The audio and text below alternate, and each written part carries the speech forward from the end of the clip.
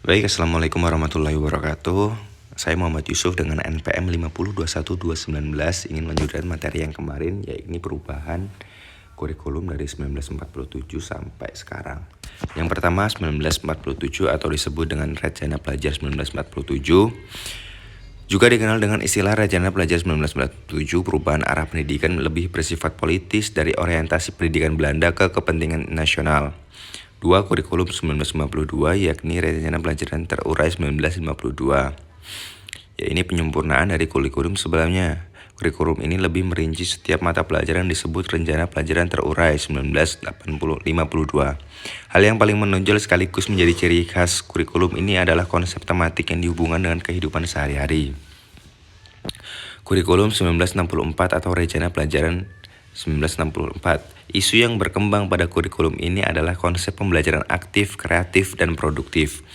Melalui konsep ini, pemerintah menetapkan hari Sabtu adalah hari Rida. Artinya siswa diberikan kebebasan untuk berlatih sebagai kegiatan sesuai dengan minat bakatnya. Lanjut ke materi yang keempat, yakni kurikulum 1968. Merupakan pembaruan dari kurikulum 1964, yaitu dilakukan perubahan struktur kurikulum pendidikan dari pewancardanaan menjadi pembinaan jiwa Pancasila, pengetahuan dasar, dan kecakapan khusus. Ciri khas yang menonjol dari kurikulum 1968 adalah correlated subject kurikulum. Lanjut ke 5, kurikulum 1975. Pemerintah kemudian menyempurnakan kurikulum 1968 pada tahun 1975. Latar belakang kelahirnya akibat dari sejumlah perubahan oleh pembangunan nasional, metode, materi, dan tujuan pembelajaran dirinci dari prosedur pengembangan sistem instruksional atau PPSI dan dipengaruhi psikologi tingkah laku dengan menekankan kepada stimulus respon atau rangsangan dan latihan atau drill. 6. Kurikulum 1984. Kurikulum ini lahir karena kurikulum 1975 disebut tidak bisa mengejar kemajuan pesat masyarakat. Ciri khususnya, kurikulum 1984 lebih mengedepankan keaktifan siswa dalam belajar. Pengembangan proses belajar inilah yang disebut dengan pendekatan cara belajar siswa aktif atau CBSA. Lanjut 7. Kurikulum 1994. Pada tahun 1994, pemerintah memperbarui kurikulum sebagai upaya memadukan kurikulum-kurikulum sebelumnya, terutama kurikulum 1975 dan 1984. Beberapa perubahannya melalui dari perubahan sistem pembagian waktu pembelajaran dari perubahan sistem pembagian waktu pembelajaran dari semester ke keturbulan. 8. Kurikulum 2004. Pada tahun 2004 melahirkan kurikulum berbasis kompetensi atau bisa disebut dengan KBK sebagai bagian dari kurikulum 1994. Kemudian dikembangkan pula kurikulum yang semula berbasis materi diubah menjadi berbasis kompetensi dan menekankan pada pengembangan dan penguasaan kompetensi bagi peserta didik melalui kegiatan atau pengalaman sesuai standar nasional yang telah diterapkan.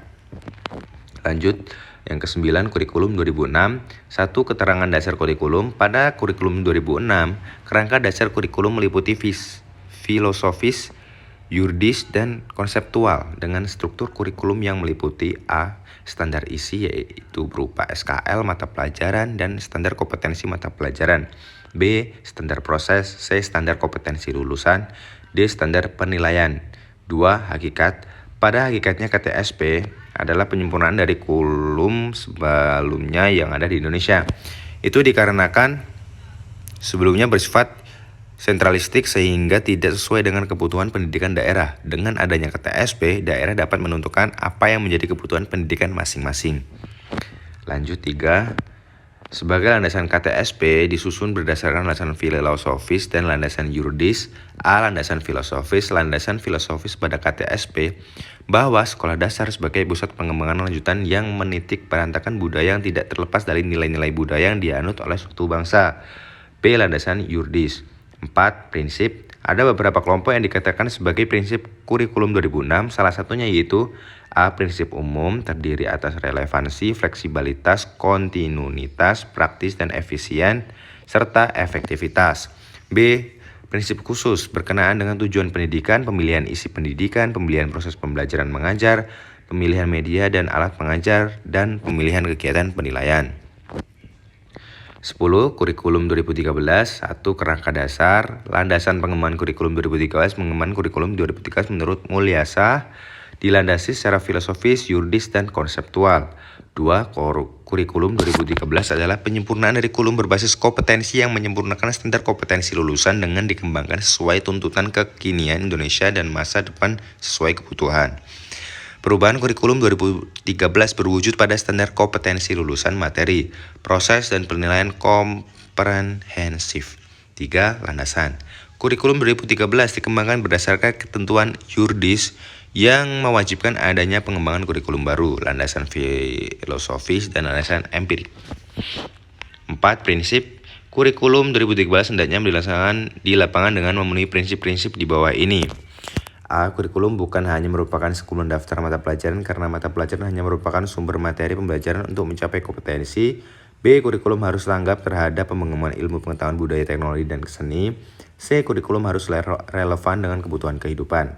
11. Kurikulum merdeka atau kurma. Kurikulum merdeka merupakan penyempurnaan dari kurikulum sebelumnya, yaitu menambahkan pengembangan profil pelajar Pancasila, penerapan jam pelajaran per tahun, dan kurikulum merdeka lebih mengutamakan proyek penguatan profil pelajar Pancasila, kegiatan ekstrakurikuler dan ekstrakurikuler. Berikut presentasi dari saya akhiri. Wassalamualaikum warahmatullahi wabarakatuh.